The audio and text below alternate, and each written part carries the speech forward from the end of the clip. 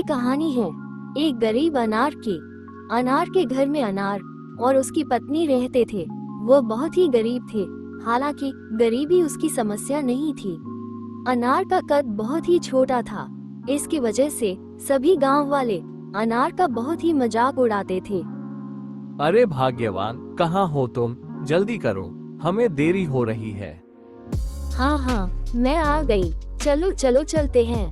कि तभी वहाँ पर कोई आता है और अनार का मजाक उड़ाने लगता है। अरे यह मैं क्या देख रहा हूँ? अरे अनार, तुम काम पर जा रहे हो। तुम्हारे ये छोटे छोटे पैर से तुम कब तक चलोगे? जब तक तुम काम पर पहुँचोगे तब तक तो तुम्हारा लौटने का समय हो जाएगा। हाँ हाँ। ऐसा बोलकर वो हंसने लगता है, लेकिन अनार उसके बातों पर ध्यान न देकर वो काम करने के लिए चला जाता है। अनार और उसकी पत्नी जा ही रहे थे कि तभी वहाँ पर कोई दूसरा गांव वाला फिर से उसका मजाक उड़ाता है। अरे वो देखो, अनार आ रहा है। वो देखो, अपनी पत्नी के साथ आ रहा है। चलो इसकी पत्नी के सामने उसका मजाक उड़ाते हैं। अनार भैया, अरे ओ अनार भैया, इतनी सुबह सुबह कहाँ जा रहे हो अपनी पत्नी के साथ? अपने नन्हे से पैरों को इतना भी कष्ट मत दो। लेकिन अनार हंसते हुए कहता है, एक काम आ गया है भाई, वही करने जा रहा हूँ। अरे वो सब तो होता रहेगा।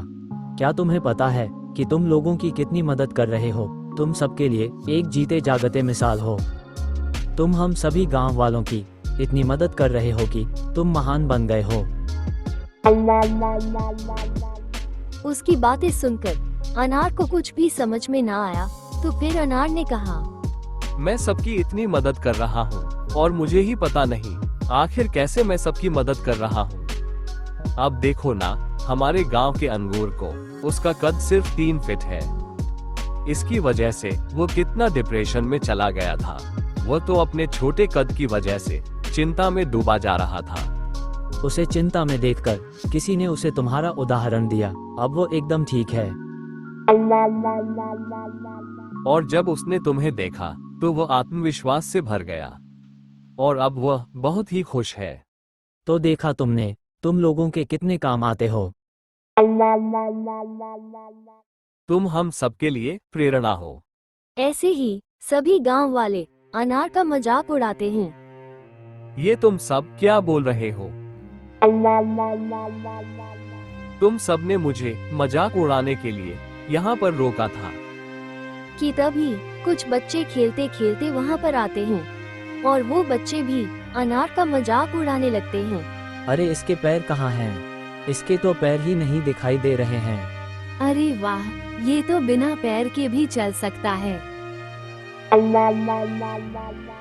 मैं तुम सबको बता रहा हूँ, तुम सब ठीक नहीं कर रहे हो। अनार के साथ हमेशा ऐसा ही होता, लेकिन अनार बेचारा कर भी क्या सकता था। उसके पैर थे कि जो बहुत ही छोटे थे, जो किसी को दिखते भी नहीं थे। ऐसे ही समय बीतने लगता है। ये सब देखकर अनार की पत्नी खुद को बहुत ही अपमानित महसूस करने लगती है और वो अनार से कहती है, पता नहीं मेरे घर वालों ने क्या देखकर तुमसे शादी करा दी। मेरी तो किस्मत ही फूट गई। ऐसे ही चेरी अनार को बहुत कुछ सुनाती है, लेकिन बेचारा अनार बोल भी क्या सकता था। तुम्हें पति कहकर परिचय देने पर मुझे बहुत ही शर्म आती है। अब तो जिंदगी भर का रोना है। पत्नी की बातों से परेशान होकर अनार वहाँ से चला जाता है और एक तालाब किनारे जाकर बैठ जाता है। है ऊपर वाले, आपने मुझे ऐसा जीवन क्यों दिया? आपने मुझे सभी लोगों की तरह पैर क्यों नहीं दिए? सभी लोग मेरा मजाक उड़ाते हैं। इससे अच्छा तो ये होगा कि आप मुझे अपने पास बुला लो। ऐसा बोलकर अनार रोने लगता है। ऐसे ही रोते रोते शाम हो जाती है।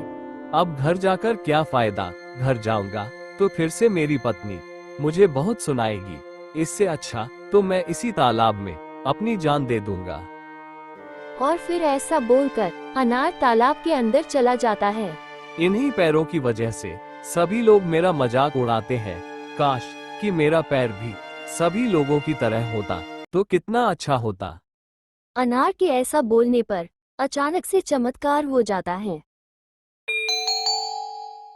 अब अनार के पैर सभी लोगों की तरह लंबे हो चुके थे। अरे यह क्या हो रहा है, मेरे पैर लंबे हो रहे हैं, कैसे? अरे ये तो चमत्कार हो गया, मेरे पैर भी सभी लोगों की तरह लंबे हो चुके हैं। अब मरना कैंसल। और अब अनार एकदम खुश हो जाता है कि तभी अचानक से तालाब में से कोई निकलता है। तुम्हारे पैर मैंने लंबे किए हैं।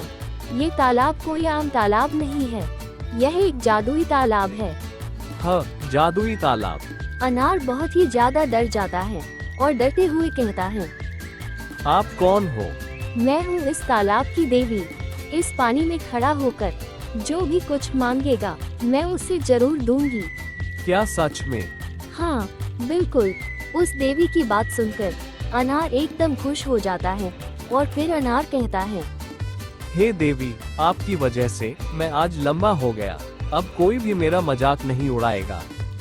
आपका बहुत बहुत धन्यवाद देवी। और हाँ, तुम अपने आप को छोड़कर अगर दूसरे के लिए भी कुछ भी मांगोगे तो उसे भी मिलेगा, उसे तो वह चीज मिलेगा ही, और उसके साथ साथ तुम्हें भी उसका 10 गुना मिलेगा।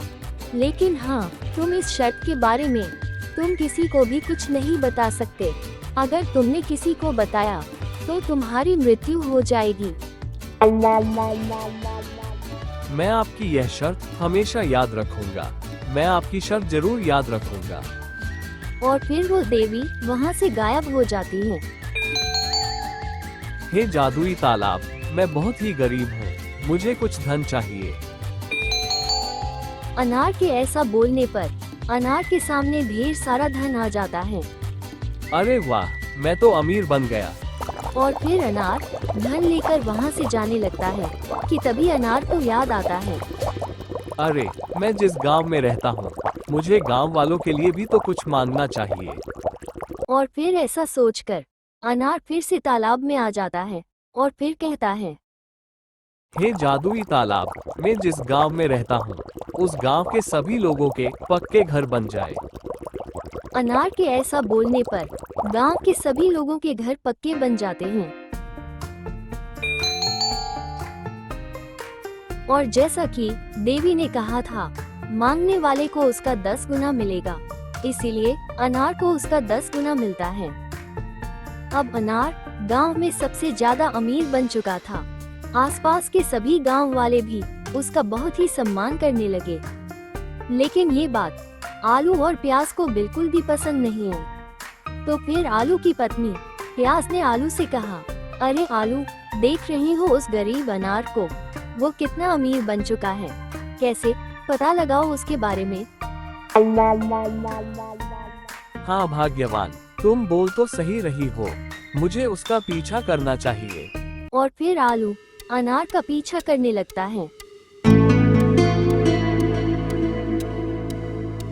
और फिर आलू अनार का पीछा करते करते उस तालाब के पास पहुंच जाता है। हे जादुई तालाब, मुझे थोड़े से पैसे और चाहिए। अनार के ऐसा बोलने पर अनार को फिर से ढेर सारा धन मिल जाता है। लेकिन ये सब आलू देख लेता है। अच्छा, तो ये बात है, अब इस बहती गंगा में मुझे भी हाथ धोना पड़ेगा। और फिर अनार वो धन लेकर चला जाता है। अब आलू भी उस तालाब में चला जाता है। हे जादुई तालाब, मुझे भी अनार की तरह धन संपत्ति दे दो ना। आलू के ऐसा बोलने पर अनार का घर भी आलू की तरह बड़ा हो जाता है और उसके पास ढेर सारा धन संपत्ति आ जाता है। और फिर जल की देवी ने आलू को भी सारी शर्तें बताई। ये जानकर आलू वो सारा धन लेकर वापस अपने घर चला गया और अपनी पत्नी प्याज को सारी बात बताई। लेकिन जो बात देवी ने बताने के लिए मना की थी, वो बात नहीं बताई। और फिर ऐसे ही समय बीतने लगता है। लेकिन प्याज को फिर भी शांति नहीं थी। उससे अनार का सुख देखा नहीं गया और वो उस तालाब के पास चली गई। हे जादुई तालाब, आपने मेरे पड़ोसी उस अनार को जो भी धन संपत्ति दिया है वो सब वापस ले लो और उसके हाथ पैर छीन लो, उसे पूरा अपाहिज बना दो। प्याज के ऐसा बोलने पर अनार का सारा धन संपत्ति फिर से वापस चला जाता है और वो पूरा अपाहिज बन जाता है। लेकिन जैसा कि देवी की शर्त थी, जो कि प्याज को पता नहीं थी कि दूसरे के लिए मांगने पर उसे उसका 10 गुना मिलेगा, वैसा ही प्याज के साथ भी हुआ। प्याज का भी धन संपत्ति चला गया और साथ में वह भी अपाहिज बन गई। अब ये बात आलू और अनार को समझ आ चुका था कि यह क्या हुआ है। आलू दौड़ते हुए उस जादुई तालाब के पास पहुंच गया। प्याज को ऐसी हालत में देखकर आलू सब कुछ समझ चुका था। अरे, यह क्या हुआ मेरे साथ? मुझे तो कुछ भी समझ में नहीं आ रहा है। ये सब तो मैंने उस अनार के लिए मांगा था। यही तो शर्त थी कि जिसके लिए मांग रहे हो उसका 10 गुना मांगने वाले को मिलेगा, वही तुम्हें मिला है। और यह बात अगर किसी को बताए तो उसकी मृत्यु तभी हो जाएगी। अरे, यह क्या कर दिया मैंने? मुझे ये बात नहीं बतानी थी। अब मेरी मृत्यु अभी हो जाएगी। अरे, ये क्या हो गया मुझसे?